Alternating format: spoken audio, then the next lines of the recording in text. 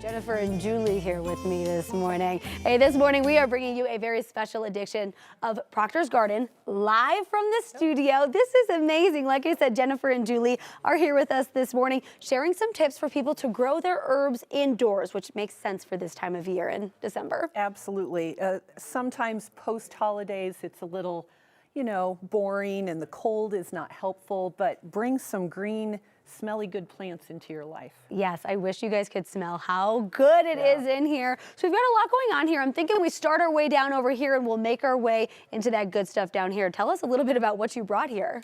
Well, I've kept a couple things in my house because they're not hardy here. So the bay leaf and the rosemary do really well in a sunny window. Surprisingly, I harvested all of these fresh herbs yesterday. Wow. Because of our amazing weather.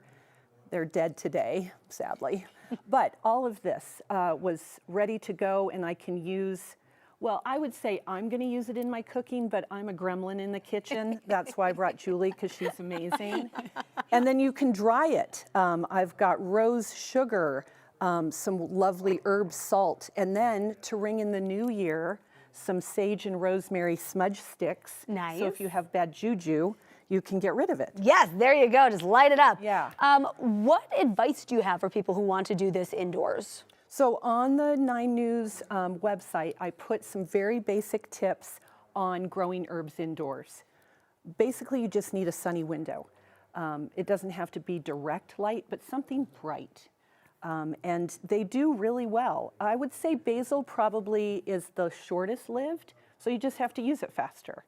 So yeah, it's very, very easy to do, and it brings a lot of just happiness, like we were talking about. Exactly. And before you turn it into really yummy dishes down there, how do you dry it here? What did you do here?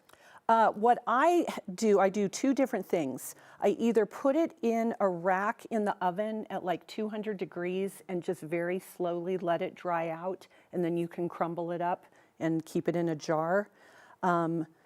But I also have dried some, I just, like this, for example, would keep together. I won't dribble all over the counter. Hang it upside down in a dark, dry room and let it dry naturally. Perfect. So either way, and I keep it in my office, and my office smells amazing. So I bet it does. Yeah, so those are 2 really easy ways to dry them.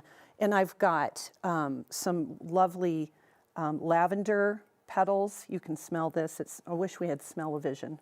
Oh my gosh, amazing. I know. And everything on that end of the table smells really good too. Julie, talk to me about what we've got going on over here. Yeah, so I actually didn't grow up with a lot of herbs in my cooking, and so it's something that I kind of have learned like what I really like. And so I just made a few kind of fresh dishes. I love a good like caprese little skewer, just with some basil. And yeah, my basil plant was kind of looking kind of sad. And like Jennifer said, they don't live super long. So I thought, well, let's use some basil. So we did some of those. And then there's other ways, like I love chimichurri. So I will just make a huge batch of this, and then I can freeze it. And then you always have that fresh taste. And, it's getting into the new year. If you have a resolution to eat healthier, this is a great way to add flavor to your food without a lot of extra fats. And, and you can eat less and feel more satisfied. So, the chimichurri can keep. And I made some herb butter. So, yes, it's butter, but you can use less of it because it's more flavorful. And so it's just a way to kind of boost the taste of your food so that you're more satisfied with it. Well, Julie, Jennifer, thank you guys so much for coming in, having this gorgeous display. I know I definitely got some inspo from this, so I'm hoping that people at home did too. Thank you so much. Thanks.